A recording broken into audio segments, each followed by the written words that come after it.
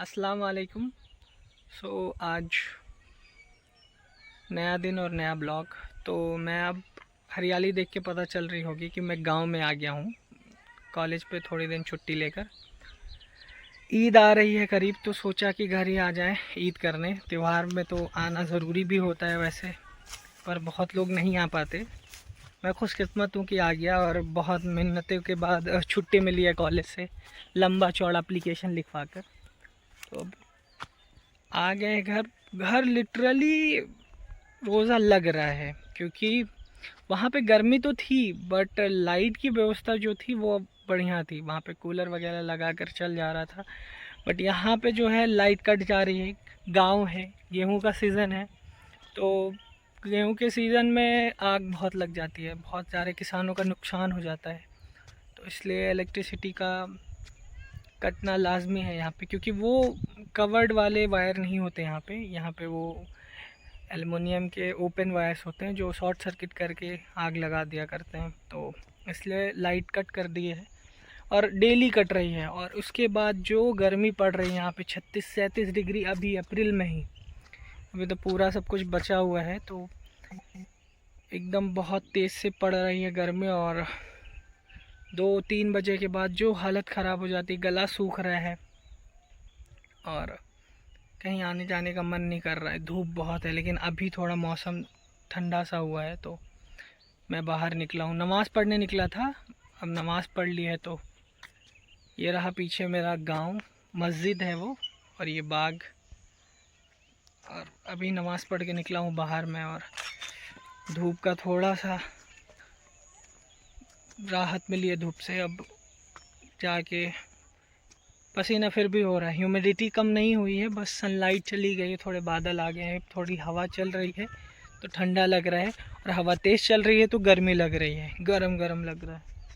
और अब तो गांव आ गए हैं, तो गांव में तो चीज़ें बदल गई हैं, सब कुछ हरियाली ख़त्म हो गई। मैं दिखाता हूँ।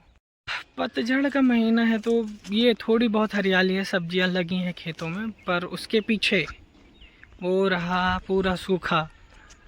और गेहूं का सीज़न आ गया है कि अब गेहूं कटेंगे, तो सब पीला ही पीला दिखेगा, दूर दूर तक पीला ही पीला, हरा दिखने का निशान नहीं। अब पतझड़ का महीना है, तो पेड़ों से पत्तियां भी गिर गई हैं, आम भी आ रहे हैं। अब मैं निकल रहा हूँ थोड़ा बाज़ार के लिए। अम्मी ने कहा है कुछ कुछ चीज़ें इफ्तारी के लिए है नहीं, तो अब जा रहा हूँ मैं लेने। काफ़ी टाइम हो गया, मतलब ऐसे रमज़ान में इफ्तारी के लिए कुछ सामान ख़रीदना, क्योंकि कॉलेज की तरफ दिल्ली रह रहे थे, तो वहाँ पे मस्जिद ही जाते थे, वहाँ पे सब कुछ आ जाता था दस्तरखान पे। तो अब निकले हैं, बाइक निकाला है, और बहुत दिन बाद बाइक भी चलाने को मिल रहा है, तो बहुत अच्छा लग रहा है। Always use helmet while riding.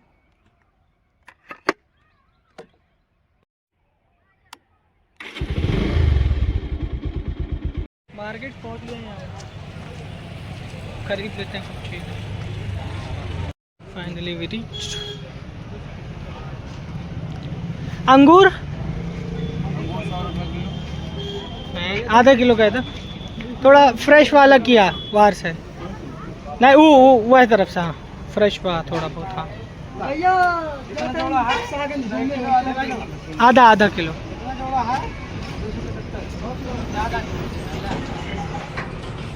पपीता ले लें यहाँ से। सामान तो ले लिया है सारा, कुछ कुछ फ्रूट्स लेने थे, बट अभी एक सामान रह गया, तो उसके लिए थोड़ा और भटक लिया। और टाइम भी हो रहा है रोज़ा खोलने का, क्योंकि यहाँ पे टाइम जल्दी है। यहाँ वहाँ से कम 20-25 मिनट पहले है। चलते हैं घर की तरफ, थोड़ा सामान ले ले, वो भी देखो कहाँ मिलेगा। Don't ride without protection, otherwise you face the consequences for the same.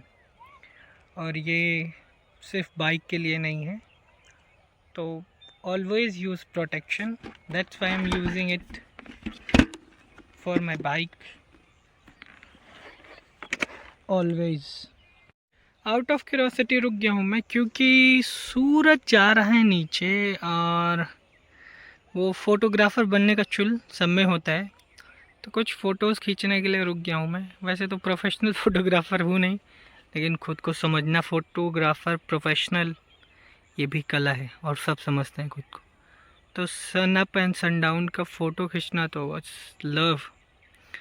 मेरे कुछ फ़ोटोज़ हैं, मैं डाल दूंगा इसमें क्लिप्स में, देख के सिर्फ देखना है, डोंट जज। अब गंतव्य है घर की ओर, क्योंकि जिस सामान की खोजबीन कर रहे थे हम वो तो मिला ही नहीं मार्केट में। तो अब प्रस्थान कर रहे हैं घर की तरफ, पहुंचते हैं घर, क्योंकि अब देना पड़ेगा एक सॉलिड बहाना, क्योंकि मिला नहीं। मैंने बहुत सारी दुकानें ढूंढी पर नहीं मिला, पर बहुत सारी रह गई हैं, तो बहाना मैंडेटरी है।